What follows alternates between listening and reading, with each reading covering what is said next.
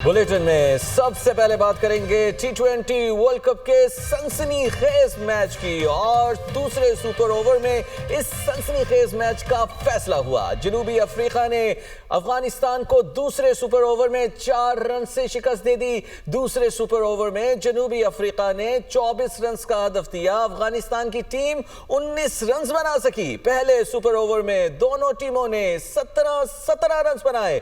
Match में जनूबी Africa ने पहले बैटिंग करते हुए 6 विकेटों के नुकसान पर 187 रन बनाए।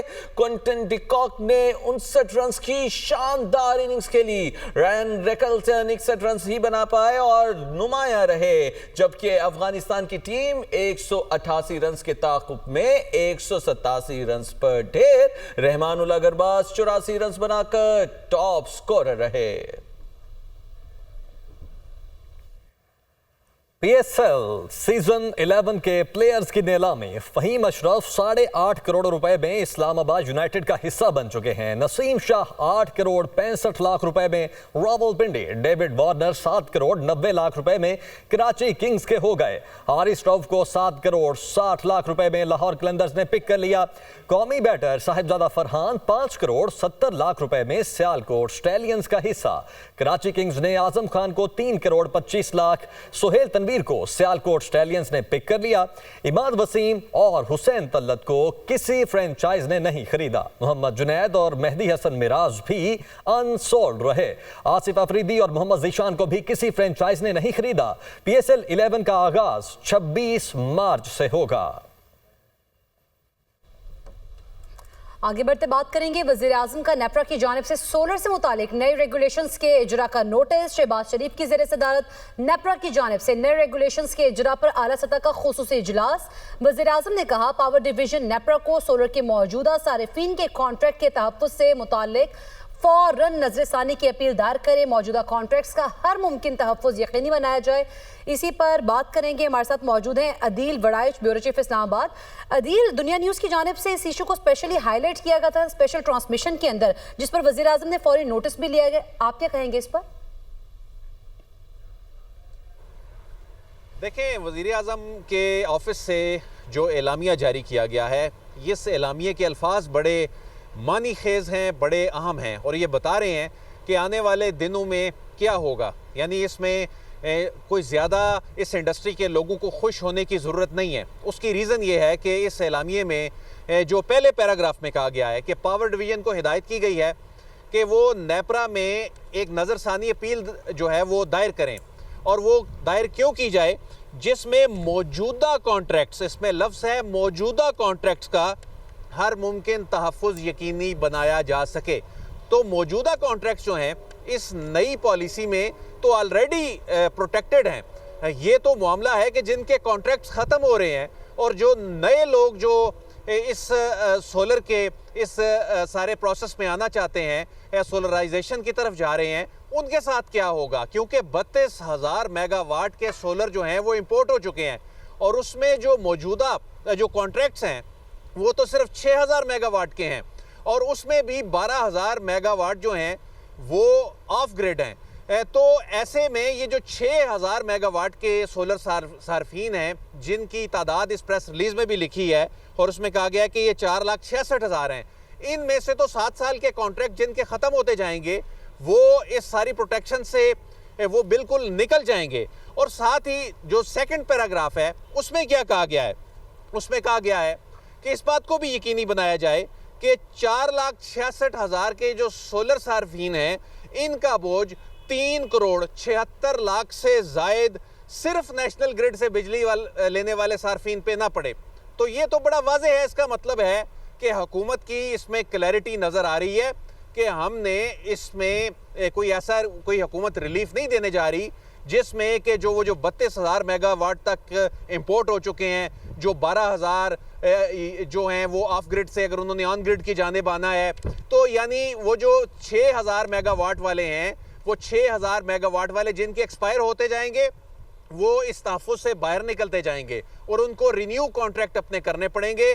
और जो नए आने वाले हैं उन नए आने वालों को कोई रिलीफ नहीं मिलेगा اور جو نئے آنے والے ہیں ان کو وہی 8 روپے 13 پیسے میں بجلی فروخت کرنی پڑے گی اور 35 روپے سے 50 روپے میں حکومت سے خریدنی پڑے گی. تو اس میں یہ جو پرائم منسٹر آفس کی جانب سے اعلامیہ جاری کیا گیا ہے بنیادی طور پہ اعلامیہ جاری کر دیا گیا. عدیل آپ ہمیں آگاہ کر رہے تھے, آپ کا بہت شکریہ. تو سولر صارفین کے لیے تقسیم کار کمپنیز کی نیٹ بلنگ پالیسی سے گرین انرجی کو نقصان پہنچے گا. توانائی کے ماہرین اور کاروباری طبقے کی رائے میں نئی پالیسی عوام کو بیٹریوں کے استعمال کی طرف دھکیلے گی. بیٹری کی درآمد بڑھنے سے زر مبادلہ کے ذخائر پر دباؤ آئے گا, جبکہ سولر ایسوسی ایشن کا موقف ہے کہ نیپرا نے ان کی تمام تر تجاویز کو مسترد کر دیا. حکومت کی نیٹ بلنگ کی نئی پالیسی نے سولر صارفین کو پھر مشکل میں ڈال دیا. دنیا نیوز سے گفتگو میں ماہر انرجی سیکٹر ڈاکٹر بشارت حسن کا کہنا ہے کہ سولر سسٹمز مڈل کلاس طبقے نے بینکوں سے قرض لے کر لگوائے. اس پالیسی نے اس طبقے کو کرش کر دیا. ہمارے ملک میں یہ ایک اور بات کہی جاتی ہے کہ صرف امیروں نے لگوائے ہیں. بھئی امیروں نے نہیں لگوائے ہیں, یہ سب قرضے پر لگے ہوئے ہیں. انہوں نے بینکوں سے قرضے لے کے بیچارے مڈل کلاس نے لگوائے. مڈل کلاس کو تو کرش کر دیا گیا ہے. Senior adviser Karachi chamber of commerce Tanvir Bari نے کہا حکومت نے سولر میں اضافہ دیکھتے ہی نئی پالیسی متعارف کروا دی. نیٹ مانیٹرنگ سے گرین انرجی کو نقصان پہنچے گا. انہوں نے دیکھا کہ پھر بھی سولر امپورٹ ہو رہے ہیں اور لوگ سولر کی طرف جا رہے ہیں, تو انہوں نے اس کو جو ہے 10 پر, تو اب اس کے بعد انہوں نے یہ کوشش کری کہ یہ نئے ریگولیشن لے کے آئے. اس سے کیا ہوگا کہ ہماری جو ہم چاہتے ہیں کہ گرین انرجی کو پروموٹ کریں, اس پہ جو ہے وہ اثر پڑے گا. صدر سولر ایسوسی ایشن وکاس موسیٰ کا کہنا تھا نیپرا ایک ڈرافٹ ریگولیشن جاری کرتا ہے, پھر ڈرافٹ پر فیڈ بیک لیا جاتا ہے. انڈسٹریز, این جی اوز اور ہماری ایسوسی ایشن سے تفصیلی تجاویز لیں اور نیپرا نے یک طرفہ طور پر نوٹیفیکیشن جاری کر دیا. طریقہ یہ ہوتا ہے کہ نیپرا ایک ڈرافٹ ریگولیشن ایشو کرتا ہے اور اس کے بعد اس پہ فیڈ بیک لیا جاتا ہے. بہت سارے لوگوں نے لکھ کے بھی فیڈ بیک دیا ہے, اور بھی بہت ساری انڈسٹری کی طرف سے بھی اور این جی اوز وغیرہ کی طرف سے بھی, کسٹمرز کی طرف سے بھی تقریباً 1200 سے 1500 صفحات پر مشتمل فیڈ بیک ان کے پاس آیا تھا. جمعے کے دن 6 یا 7 بجے یہ ختم ہوا ہے اور منڈے مارننگ کو یہ نوٹیفیکیشن ایشو ہو گیا ہے, جس کا صاف مطلب یہی ہے کہ وہ صرف خانہ پوری کی گئی تھی. سولر ایسوسی ایشن کا موقف ہے کہ حکومت نے فیصلہ پہلے سے لیا ہوا تھا, اسی پر عمل درآمد کیا گیا. نیٹ بلنگ پالیسی سے لاکھوں سولر صارفین اور چھوٹے صنعت کار شدید پریشان ہیں. پیداواری لاگت بڑھنے اور ایکسپورٹ متاثر ہونے کا خدشہ بھی ہے. ہال روڈ لاہور پر آن گریڈ سولر سسٹم بیچنے والے تاجر کا کاروبار بھی ٹھپ ہو گیا ہے. عبد القادر کی رپورٹ دکھاتے ہیں آپ کو.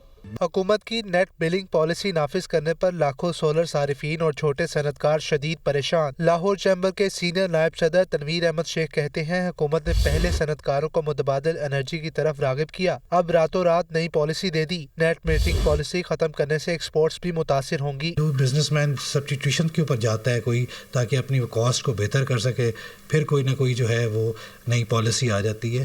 تو ہمارا سے ہمیشہ لاہور چیمبر سے بھی یہی ریکویسٹ رہی ہے گورنمنٹ کو کہ جو بھی پالیسی بنائیں وہ لانگ ٹرم بنائیں, تاکہ ہر کوئی اس کے اوپر اپنا پلان کر سکے, اپنی کاسٹ کو دیکھ سکے. اس طرح کی جو ہے وہ یک جو ہے وہ خود ہی پہلے جو ہے سب چیزیں آپ نے ایڈوانٹیج دی اور اس کے اوپر ساری چیزیں فکس کی, تو آج جو ہے اسے جو ہے بیک آؤٹ ہونا تو میں سمجھتا ہوں ایز اے بزنس کمیونٹی کے لیے کوئی اچھا سائن نہیں ہے. دوسری طرف نیٹ میٹرنگ پالیسی ختم کرنے سے ہال روڈ پر سولر کا آن گریڈ سسٹم کا کاروبار بھی بیٹھ گیا. لاہور سولر ٹریڈرز ایسوسی ایشن کے چیئرمین شہاب قریشی کہتے ہیں کہ آن گریڈ سولر سسٹم کے درجنوں نئے آرڈرز کینسل ہو رہے ہیں. صدر ایسوسی ایشن ناصر ملک نے کہا کہ سولر آئٹمز پر 18% جی ایس ٹی اور اب نیٹ بلنگ پالیسی نافذ کرنے سے ہمارا کاروبار بالکل ختم ہو گیا. جب سے انہوں نے یہ اناؤنس کیا ہے آن گریڈ سسٹم زیرو ہو گیا ہے, آن گریڈ سسٹم کی سیل زیرو ہو گئی ہے. لاکھوں کروڑوں روپے کے انورٹرز ہیں جو لوگوں نے امپورٹ کیے ہیں, جو پورٹ پہ کھڑے ہیں, جو چائنا میں آرڈر ہوئے ہیں. مارکیٹ میں اس ٹائم آن گریڈ کے جو سے انورٹر ہیں, آپ یقین مانیں جنہوں نے آن گریڈ کا سسٹم کا آرڈر دیے تھے اور انہوں نے اپنے آرڈر کینسل کر دیے ہیں. جو آن گریڈ کی اپنی جنہوں نے اپلائی کیا ہوا تھا گرین میٹر کے لیے, وہ بھی انہوں نے کینسل کر دیا. مارکیٹ میں بڑی غیر یقینی صورتحال پیدا ہوئی ہے, جس کی وجہ سے صارف بہت ہی شدید قسم کا جو پریشان ہوا ہوا ہے. ادھر لاکھوں روپے لگا کر سولر سسٹم گھروں پر لگانے والے صارفین بھی نیٹ میٹرنگ پالیسی کے خاتمے سے شدید اذیت میں مبتلا ہیں. انہوں نے حکومت سے پالیسی کو جاری رکھنے کا مطالبہ کیا ہے.